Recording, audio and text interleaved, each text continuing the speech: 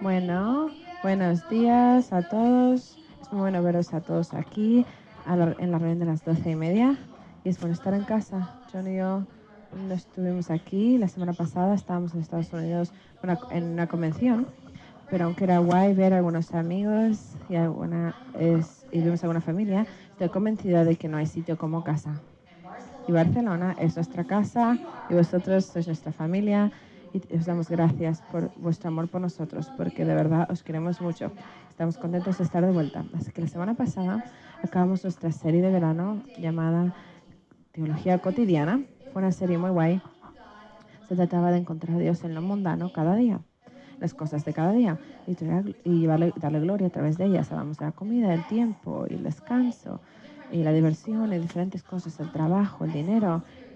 Una serie excelente. Y hoy vamos a empezar una serie nueva en el libro de Marcos, en el Evangelio de Marcos. Se llama Hijo y Siervo.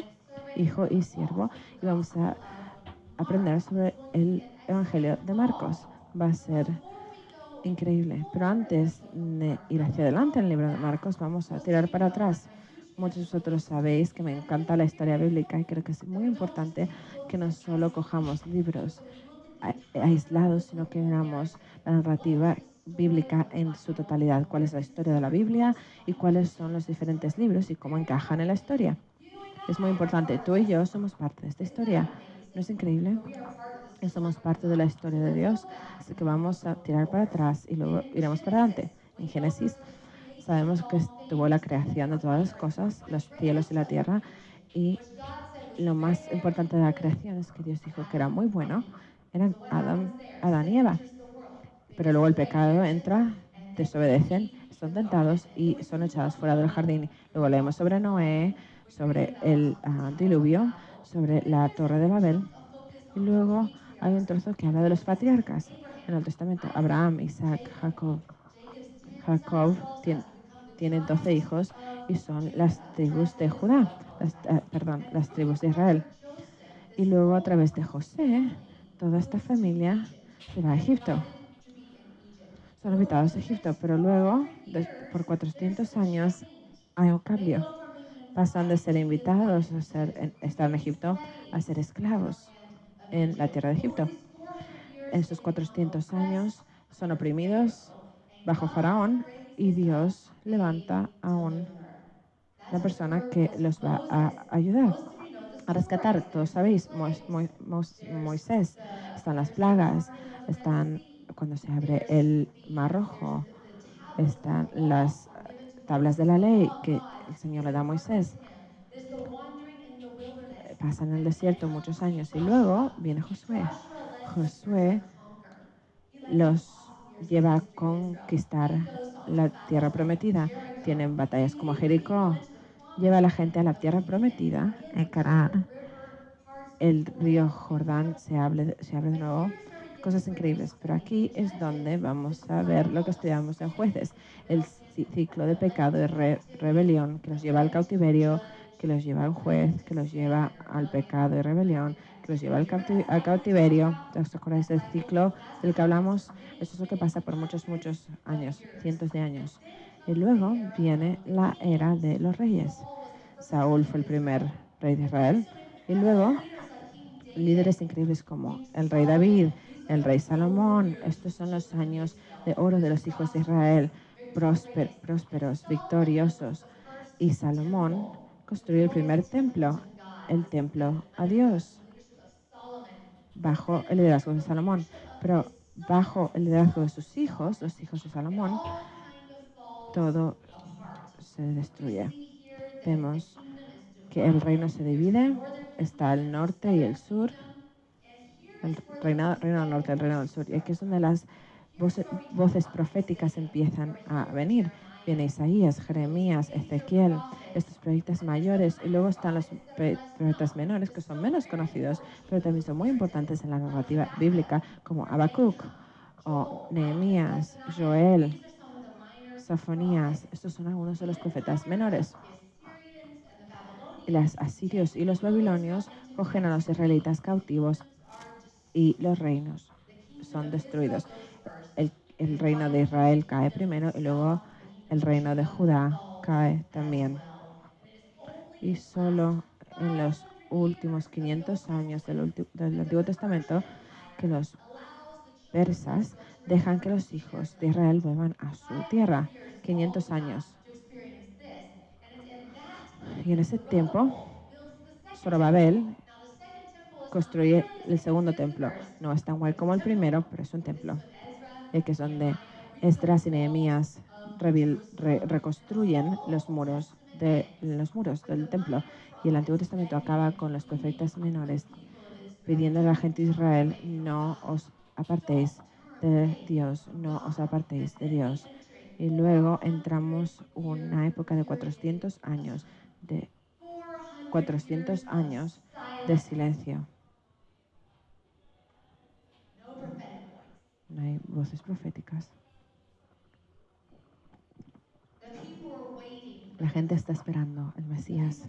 La gente está esperando y llorando y pidiendo que venga su Salvador. Y el cielo estaba en silencio. Y os quiero animar con esto hoy. Algunos creéis que el cielo está en silencio con vosotros, pero puede que el cielo está en silencio antes de los milagros más grandes. Os quiero animar con esto, porque en mi vida ha pasado esto. Cuando yo decía, Dios, ¿dónde estás?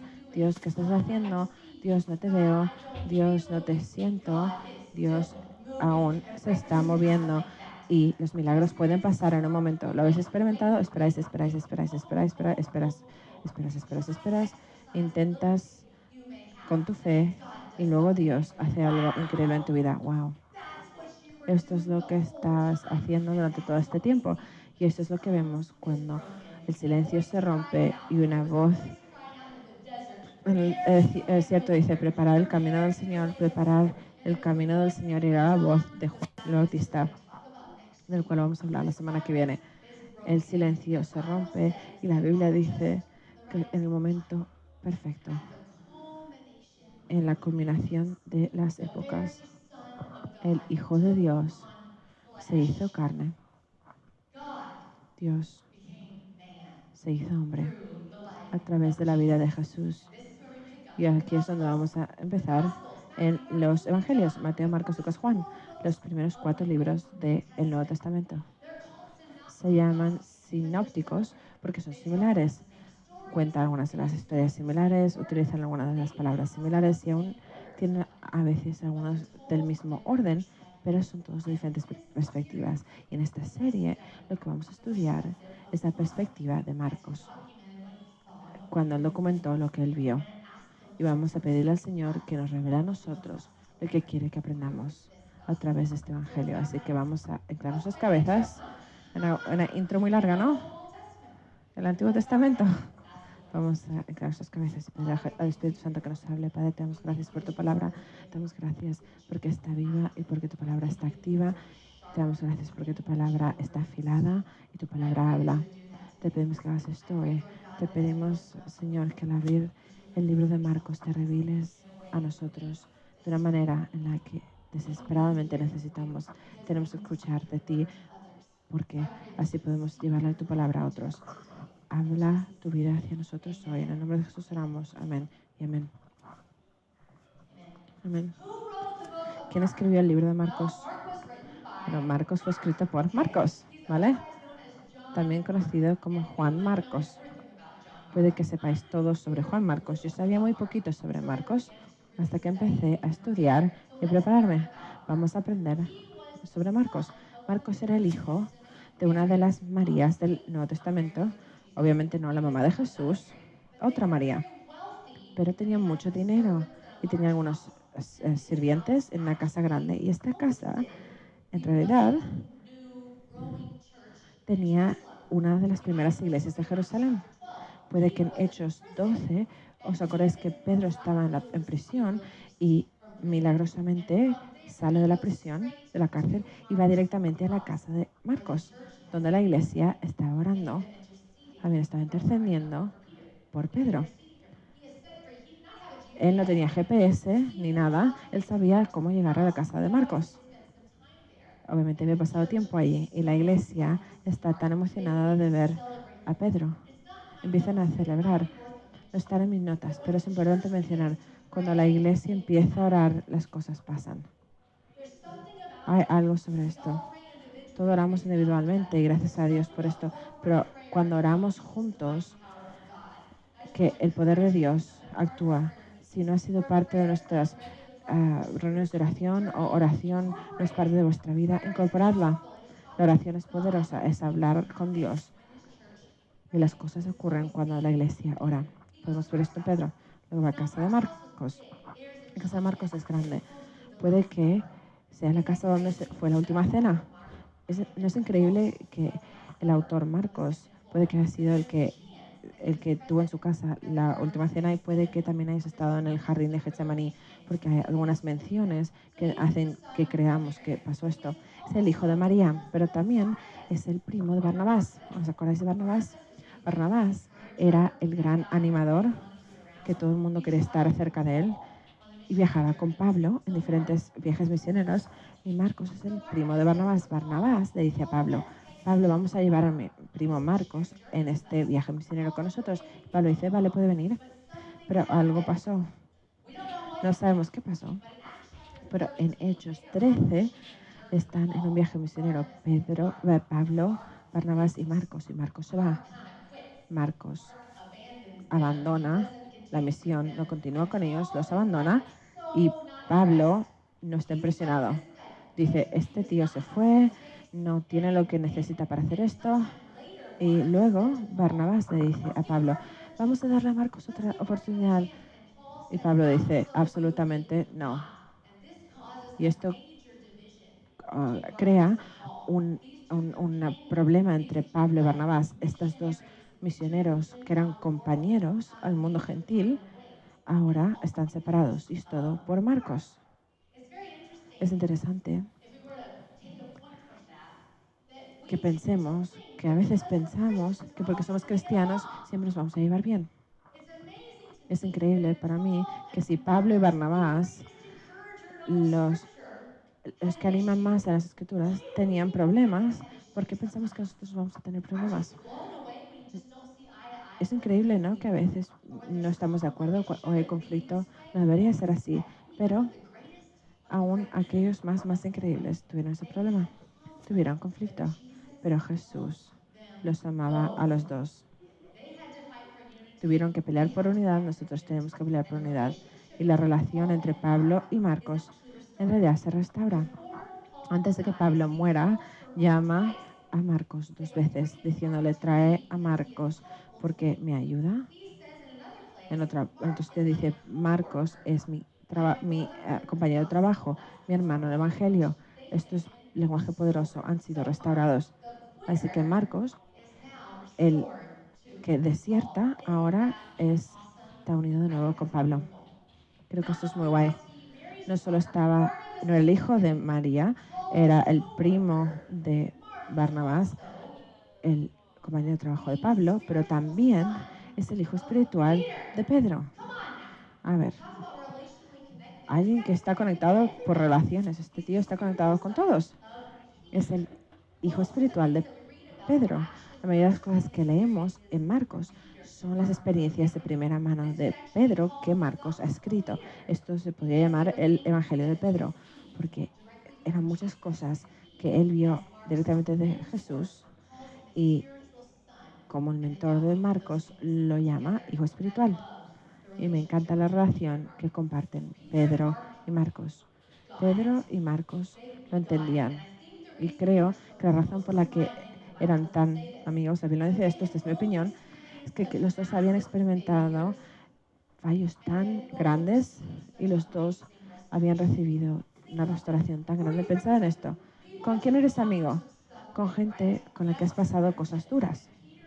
Y Pedro os ha restaurado por Jesús mismo, y Marcos fue restaurado por Pablo. Sabían lo que era fallar, pero sabían que era ponerse de nuevo de pie y ser restaurado. Una cosa súper guay sobre su relación. Y Pedro dice, Marcos es mi hijo.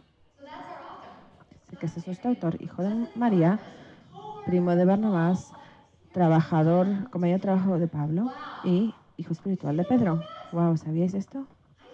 Yo no sabía todo esto. Estaba muy impresionada por Marcos. ¿Cuándo fue escrito el libro de Marcos? Fue escrito entre el 50 antes de Cristo, antes de que mataran a Pedro, que fue matado por el emperador Nero. Este es uno de los evangelios más antiguos y esto significa que es la documentación más cercana de la vida de Jesús, al ser el más viejo. El evangelio más antiguo es el documento más cercano de la vida de Jesús. Lo más importante, creo, es por qué fue escrito el evangelio de Marcos. ¿Qué está intentando decir el Espíritu a través de Marcos? Porque Mateo, Lucas y a veces San Juan hablan mucho de la historia, hablan de Jesús como niño, cuando creció, dónde está la genealogía de la historia, y Marcos no habla de esto. Marcos dice, vamos a dejar esto por un lado. Marcos dice, no me importa mucho las enseñanzas, pero lo que se centra no es en las enseñanzas de Jesús, y lo que Jesús decía estaba centrado en lo que Jesús hizo. No es un evangelio de palabras, es un evangelio de acción. Y quiere contarnos dos cosas específicas. Escribía a los romanos y los romanos decían, enséñame, demuéstrame, como nosotros ahora. No me digas, demuéstrame. La prueba es lo que queremos. Y él dice, os voy a enseñar lo que Jesús hizo. Lo primero que nos quiere enseñar es esto. Jesús es el Hijo de Dios. El Espíritu utilizó a Marcos para dejarlo bien claro que Jesús no era un buen maestro, no era un profeta sabio, era el Hijo de Dios, que podía hacer todo lo que él quisiera y tenía toda la autoridad en el cielo y en la tierra. Y todos los milagros, todas las conversaciones, todas las acciones, todo nos lleva a Jesús como Hijo de Dios. El segundo punto que quiere comunicar Marcos es que Jesús, siendo 100% Dios, se convirtió en el siervo de todos. Y esto es por lo que la serie se llama Hijo y Siervo, por eso son esas características de las que habla Marcos, el Hijo de Dios y el siervo de todos. Filipenses 2 dice en el versículo 6 al 8, y al manifestarse como hombre se humilló a sí mismo y se hizo obediente hasta la muerte y muerte de cruz. Quien siendo por naturaleza Dios no consideró al ser igual a Dios al que aferrarse, por lo contrario se rebajó voluntariamente tomando la naturaleza de siervo y haciéndose semejante a los seres humanos. Él escogió convertirse en un siervo, ser humano. Se humilló siendo obediente hasta la muerte y muerte de cruz. Era como un hombre, era Dios en forma de hombre. Él escogió convertirse en el siervo de todos. Así que aquí hay una enseñanza de esto. Si estamos creciendo en la naturaleza de Cristo, nos estamos convirtiendo en siervos de todos. Pensad en esto. Si estamos creciendo en la naturaleza de Cristo, estamos convirtiéndonos en los siervos de todos. Esto significa que lo opuesto también es verdad. Si no nos estamos convirtiendo en los siervos de todos, no estamos creciendo en la naturaleza de Cristo. Pensad en esto. Si no estamos creciendo en nuestro servicio a Dios, el servicio a la humanidad, no estamos tomando la naturaleza de Cristo. Esto es un reto. Esto me reta. Pero eso es lo que la palabra dice. Él tomó la naturaleza de un siervo. 100% Dios, pero siervo de todos. Marcos 10, 45 dice, porque ni aun el Hijo del Hombre vino para que le sirvan, sino para servir y para dar su vida en rescate por muchos. El Hijo del Hombre no vino a servir, no vino a ser siervos, a ser servidos, sino a servir y dar su vida por los demás. Los romanos leen esto y dicen, ¿cómo? Porque los romanos adoraban a dioses que se exaltaban y Marcos dice, Jesús es Dios y él se humilló. Los romanos decían, vamos a conquistar por el poder y la fuerza y vamos a hacer otras naciones esclavas. Marcos dice, Jesús es Dios y él ya ha ganado la victoria ya, pero no para hacer esclavos, sino para liberar a la gente. ¿Entendéis cuán opuesto es esto? Estaban acostumbrados a un Dios que los forzaba a servirlos a ellos. Y Marcos dice, Jesús es Dios y no ha venido a ser servido, sino viene a servir. Wow. Por eso Marcos escribió el libro, para mostrar a Jesús como el Hijo de Dios y siervo de todos. Con esto en nuestra mente vamos a mirar a Marcos 1:1. Esto es cuanto vamos a avanzar hoy y la semana siguiente John va a continuar.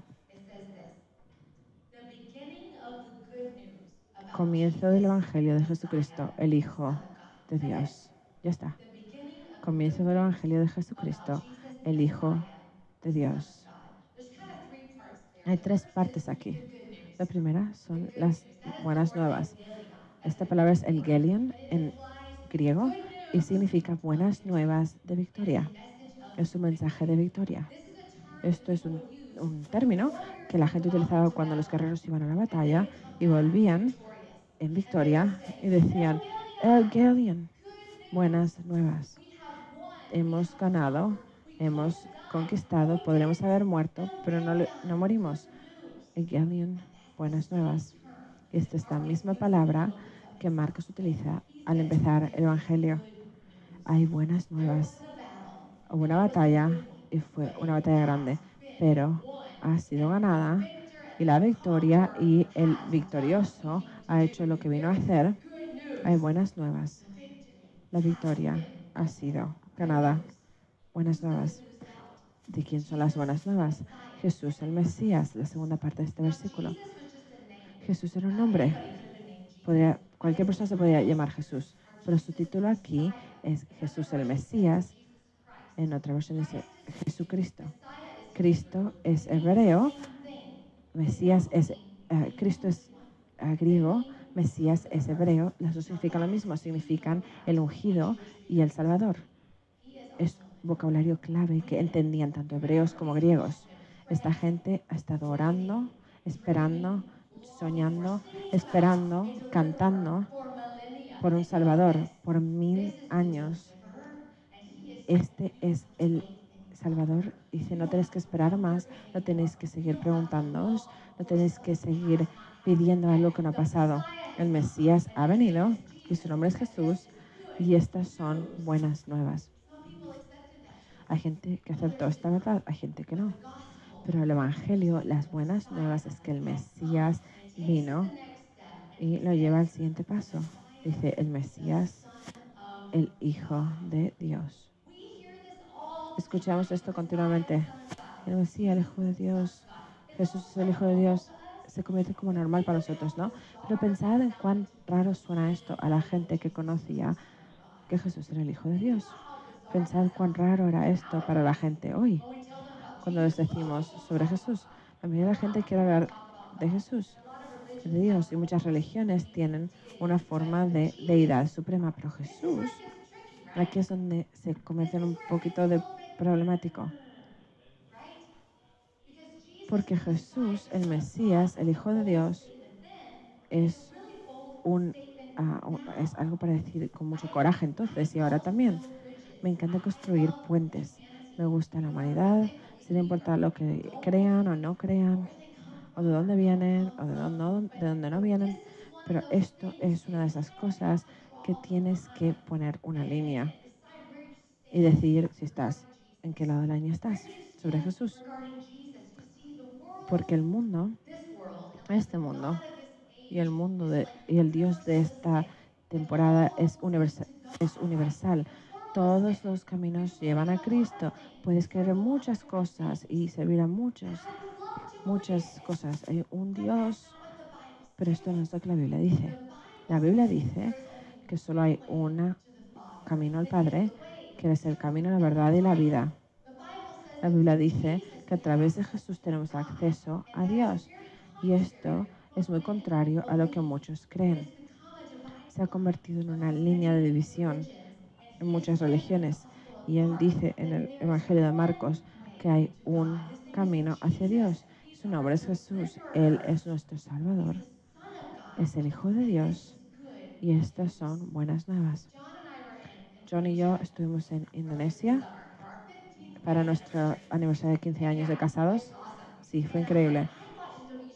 Yo pensaba que Indonesia es musulmán y lo es, pero la parte en la que estábamos es mayoritariamente 80% hindú. Y me sorprendió. Y voy a ser honesta con vosotros, estoy obsesionada cuando estamos en otra parte del mundo en lo que creen y cómo lo practican. Pero lo que quiero saber normalmente es, ¿dices que es quien eres o realmente crees y vives de esta manera? Me fascina la devoción real. Y esto no era un viaje misionero, estábamos de vacaciones.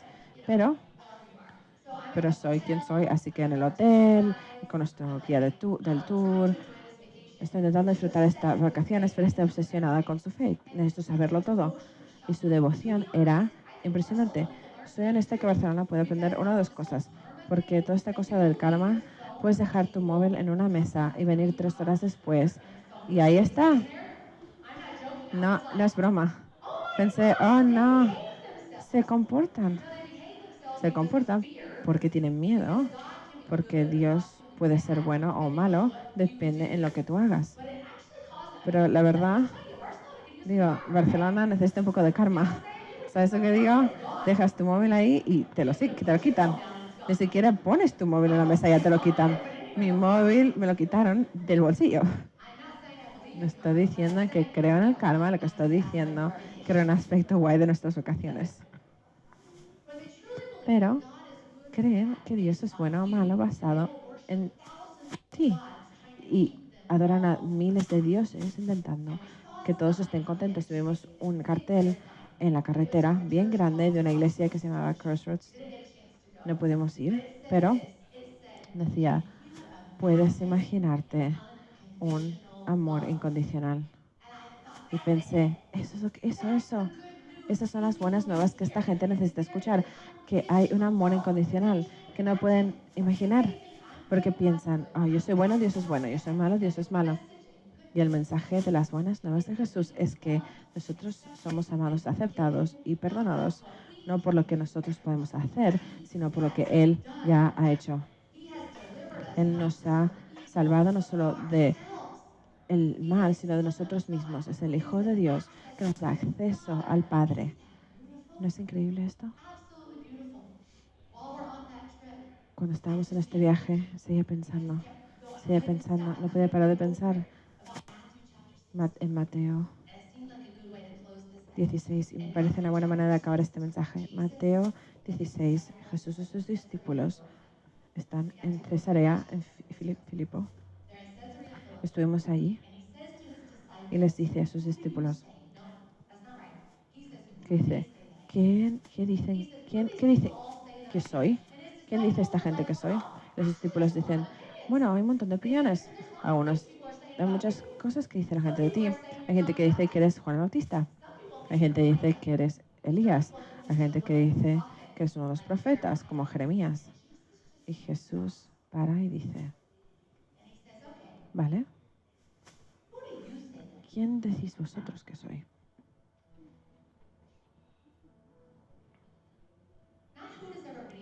No quién dice el resto, pero vosotros. Y Pedro, que no se puede contener a sí mismo, es Pedro, nos encanta. Habla desde su corazón, mira a Jesús y le dice, tú eres el Mesías, tú eres el Hijo de Dios. Y Jesús le dice, dichoso tú, Simón, hijo de Jonás, le dijo Jesús, porque esto no se te reveló ningún mortal, sino que mi Padre que está en el cielo. Yo te digo que tú eres Pedro, y sobre esta piedra, que significa piedra, y sobre esta piedra edificaré mi iglesia, sobre esta declaración, y las puertas del reino de la muerte no prevalecerán contra ella. Dijo, Pedro, ¿lo entiendes? Eso es. Y Pedro, la vida de Pedro fue cambiada, y Pedro habla con su amigo Marcos y le cuenta la historia, y Marcos tiene la misma revelación. Jesús es el Mesías, el Hijo de Dios. Y él sabía que no había otra manera de empezar su evangelio, ninguna otra manera que decir, hay buenas nuevas, Jesús es Cristo, Él es el Mesías, Él es el ungido y el que nos salva, y Él es el Hijo de Dios. Es increíble. Pablo, Pedro, tuvo que responder esta pregunta. Yo tuve que responder esta pregunta en Indonesia. ¿Quién digo yo que es Jesús? ¿Quién dices tú que es Jesús? ¿Era un buen maestro? ¿O es tu Salvador? ¿Es un profeta sabio? ¿O es el Hijo de Dios? ¿Es un Dios, una lista muy larga de dioses en tu vida a los que adoras? ¿O das cada día de tu vida a Él? La Biblia dice que Jesús es el Mesías, es el Hijo de Dios, es el ungido, es nuestro Salvador, es Emmanuel, es el Dios con nosotros, es el Cordero de Dios y es la luz del mundo, es el Rey de los judíos y es el Alfa y el Omega, es el autor y perfeccionador de nuestra fe, es la piedra angular y el sumo sacerdote. Él es el pan de vida y es nuestro intercesor. Él es nuestro redentor, nuestro justificador y nuestra expiación. Él es un Dios resucitado y nuestro guerrero poderoso. Él es fiel y verdad y es nuestro buen pastor. Él es el león de Judá. Él es el Rey de reyes y Señor de señores. Él es nuestra esperanza y nuestra paz. Es la resurrección y la vida. Él es el camino, es la puerta, es la viña. Él es el verbo que se hizo carne. Él es nuestro sanador.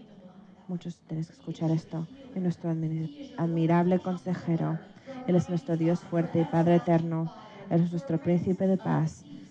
Y su reino no tendrá fin. Él es nuestra victoria. Él es nuestro rey que pronto vendrá. Así que la pregunta es, para cada uno de nosotros hoy, ¿quién dices tú que es Él? Vamos a inclinar nuestras cabezas. Adoramos al Rey. Exaltamos tu nombre.